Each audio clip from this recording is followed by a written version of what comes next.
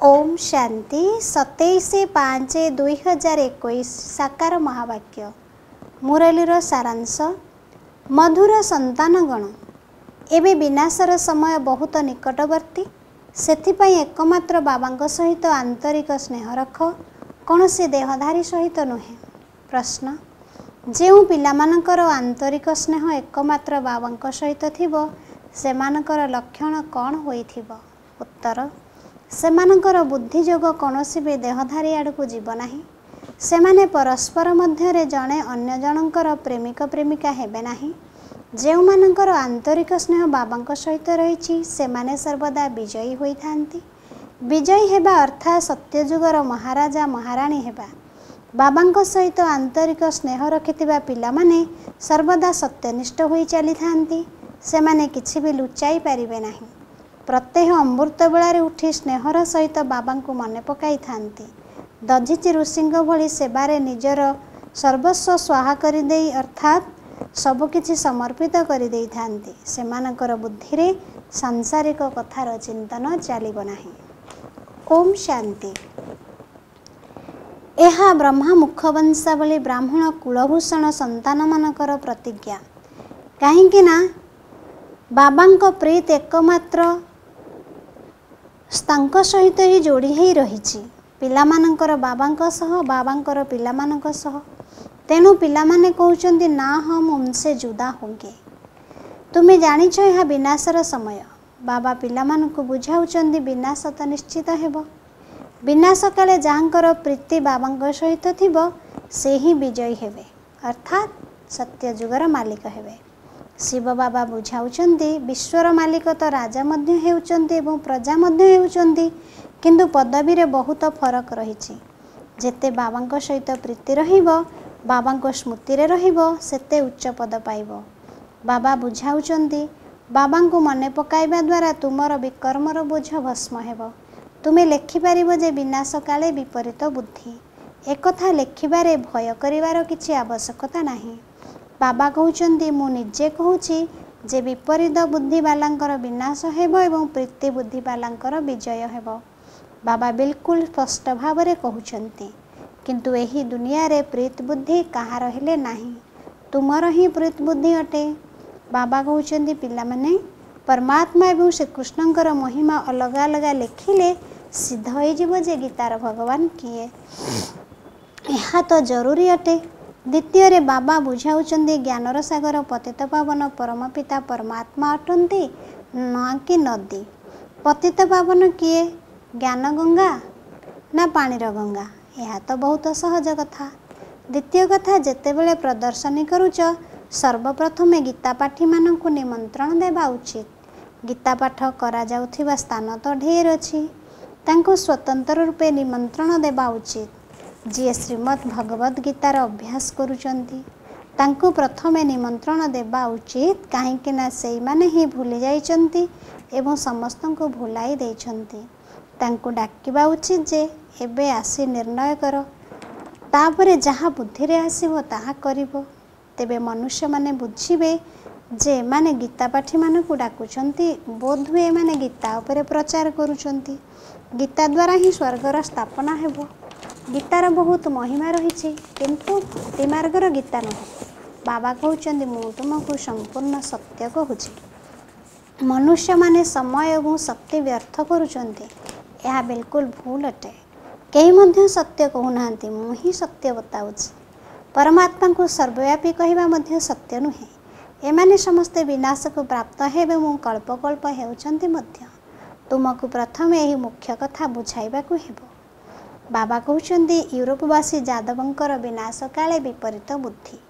निजे ही विनाश पाई भल भावरे प्रस्तुति करुचंती, किंतु पत्थर बुद्धि होइथिबारु बुझी पारु नाहांती। तुमे मध्य पत्थर बुद्धि थिलो, एबे पारस बुद्धि हेइछ। पारस बुद्धि थिलो, पुणी पत्थर बुद्धि किपरि हेलो? एहा मध्य आश्चर्य कथा। बाबांकु ही ज्ञानर सागर दयार सागर बोली कुहा जाउछि। बाकी जेउ माने निजर ही कल्याण करिबा जानि नाहांती, सेमाने अन्य मानकर कौन कल्याण करिवे? जे ज्ञान को धारण करू नाहांती, तेबे पद मध्य सेहीपरि पाइबे। जेउ माने सेवा योग्य अटंती, से ही उच्च पद पाइबे। सेमानंकु बाबा स्नेह मध्य करिथांती। पुरुषार्थ क्रम अनुसार होइथाए। अनेक तो एक कथा मध्य बुझी पारु नाहांती जे आमर बाबांक सहित प्रीत नाही, तेणु पद मध्य मिलिब नाही। निजर संतान हुअंतु बा सावत संतान हुअंतु, विनाश काले प्रीत बुद्धि न हेले, बाबांकु अनुसरण न करिले नीच पद पाइबे। उच्च पद पाइबा पई दैवी गुण मध्य आवश्यक। कदापि मिछ कहवा अनुचित।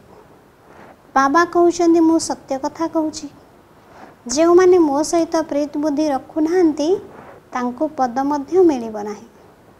चेष्टा कर 21 जन्मर पूरा संपत्ति नेबा पई। तेणु प्रदर्शनी मेला आदि को प्रथमे गीता पाठी मानकु निमंत्रण देबाकु हेबो, काहेकि ना सेमाने भक्त अटंती ना। गीता पढ़िला वाला निश्चिंत कृष्ण को ही मने पकाउथिबे, किंतु किछि हेले बुझी नाहांती। कृष्ण मुरली बजाइले, राधा पुणी कुआड़े गले। सरस्वती को वीणा देइचंती, मुरली पुणी कृष्ण को देइचंती। मनुष्य माने कहउचंती आमको अल्लाह ही सृष्टि करिचंती, किंतु अल्लाह को जानि नाहांती। एहा भारतर कथा अटे। भारत रे ही देवता मानकर राज्य थिला, सेथिपाई तांकर चित्र मंदिर रे पूजा करा जाउछि। बाकी राजा आदिकार मूर्ति तो बाहर स्थापन करि देउचंती, जहा उपरे चढ़ाई माने आसी अपरिष्कार करुछंती। लक्ष्मी नारायण राधाकृष्ण आदि को केते फास्ट क्लास स्थान रे रखिछंती। तांको महाराजा महाराणी कहउचंती। किंग अक्षर इंग्राजी रो अटे। लक्ष लक्ष टंका खर्च करी मंदिर तैयारी करुछंती, काहेकि ना सेही महाराजा माने पवित्र थिले। जेपरि राजा राणी सेहीपरि प्रजा समस्ते पूज्य थिले। तुमे ही पूज्य पुणी पूजारी हेउछ। तेणु प्रथम कथा हैला बाबांको मने पकाओ। बाबांको मने पकाइबार अभ्यास द्वारा धारणा हेबो। जनक सहित प्रीत न रहिले पुणी अन्य मानक सहित प्रीत लागी जाई थाए। एई भली कन्या माने अछंती, जेउ माने परस्पर को एते स्नेह करि थांती जे शिव बाबा को मध्य सेतिके स्नेह करि न थांती। शिव बाबा कहउचंती तुमे मो सहित बुद्धिर जोग लगाइबो ना परस्पर प्रेमिक प्रेमिका हेबो। तुमे मते बिल्कुल ही भूली जाउछ। तुमको तो मो सहित बुद्धिर जोग जोड़िबाकु हेबो। एथिपाई बहुत मेहनत करिबाकु पड़िबो। सेमानक सहित बुद्धिर जोग ही कटु नाही। शिव बाबांक बदल रे दिन राति परस्पर को ही मने पकाउछंती। जदि बाबा नाम शुणाई देबे तेबे ट्रेटर अर्थात विश्वासघातक होई जिबे। पुणी गाली देबारे विलंब करिवे नाही। ब्रह्मा बाबा को गाली देले शिव बाबा मध्य तुरंत शुणिबे। ब्रह्मा बाबा पाखरे न पढ़िले शिव बाबा पाखरे पढ़ी पारिबो नाही। काहेकि ना ब्रह्मा को बिना तो शिव बाबा शुणी पारिबे नाही। सेथिपाई कहउचंती साकार को जाई पचारो। केतेक भल भल पिला माने साकार को मध्य मानु नाहांती। भाबुचंती ये तो पुरुषार्थी अटंती। पुरुषार्थी तो समस्ते अटंती, किंतु तुमको तो माता पिता को अनुसरण करबाकू हेबो। केही केही बुझाइबा द्वारा बुझी जाई थांती, किंतु जहार भाग्य न थाए बुझाइबा सत्वे मध्य बुझी पारि न थांती। तेनु सेमाने सेवा योग्य होई न थांती। किंतु बुद्धि एकमात्र शिव बाबांक सहित लागिबा उचित। आजिकाली एभली बहुत लोक कहउचंती जे मो शरीर रे शिव बाबा आसुचंती। एथिप्रति बहुत यत्नशील हेबा उचित। मायार बहुत प्रवेशता हेउची। जहांक शरीर रे प्रथमे श्री नारायण का आत्मा आसुथिले सेमाने मध्य आज नाहांती। केवल आत्मार प्रवेश द्वारा किछि होई न थाए। बाबा कहउचंती मते मने पकाओ। बाकी ये मो शरीर रे आसुचंती सिए आसुचंती ए सब माया अटे। मते मने न पकाइले कौन प्राप्ति हेबो। जेपर्यंत बाबांक सहित सीधा जोग न रहिबो कौन पद पाइबो, धारणा किपरि हेबो। बाबा कहउचंती तुमे मते मने पकाओ। ब्रह्मा का द्वारा ही मु बुझाउछि। ब्रह्मा का द्वारा ही स्थापना हेउछि। त्रिमूर्ति चित्र मध्य निश्चय दरकार। कहीं कहीं तो ब्रह्मा को चित्र देखि बिगड़ी थांती, कहीं पुणी कृष्णकर 84 जन्म को देखि बिगड़ी थांती, कहीं तो चित्र को चिरी दे थांती। यही चित्र तो बाबा तैयारी कराइछंती। तेणु बाबा पिला मानकु बुझाउछंती एक कथा भूली जाओ नाही। केवल बाबा को मने पकाओ। बंधन रे थिबा माता माने मध्य विकल हेबा उचित नुहे।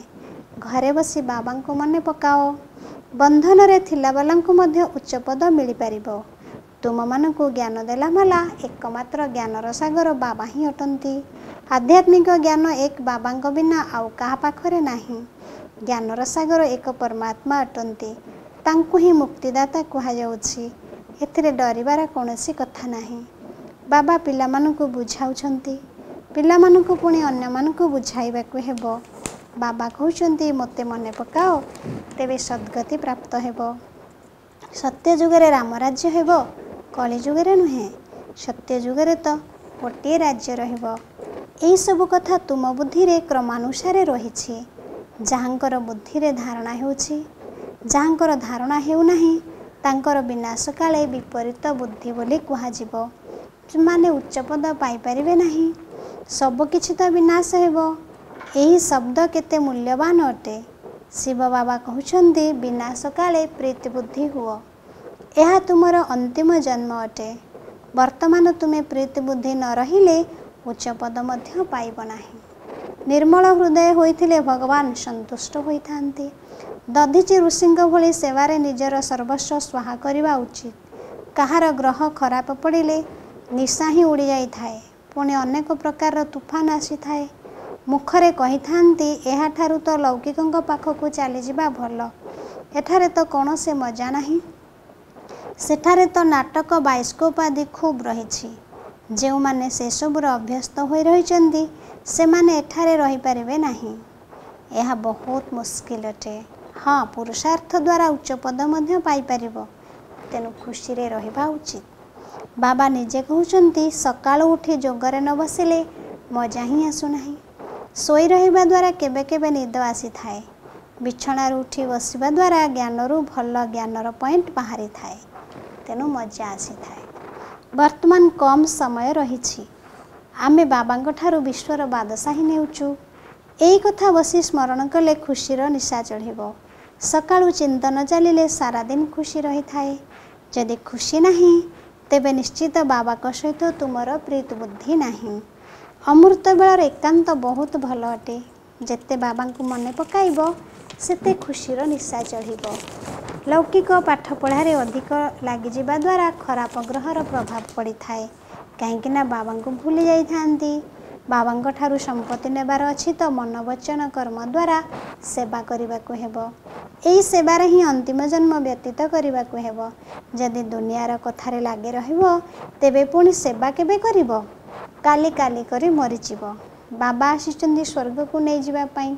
एठारे तो लड़ाई रे केते मरुचंती, तेनु केते दुख हेउथिबो। सत्य जुगरे तो लड़ाई आदि हेबो नाही।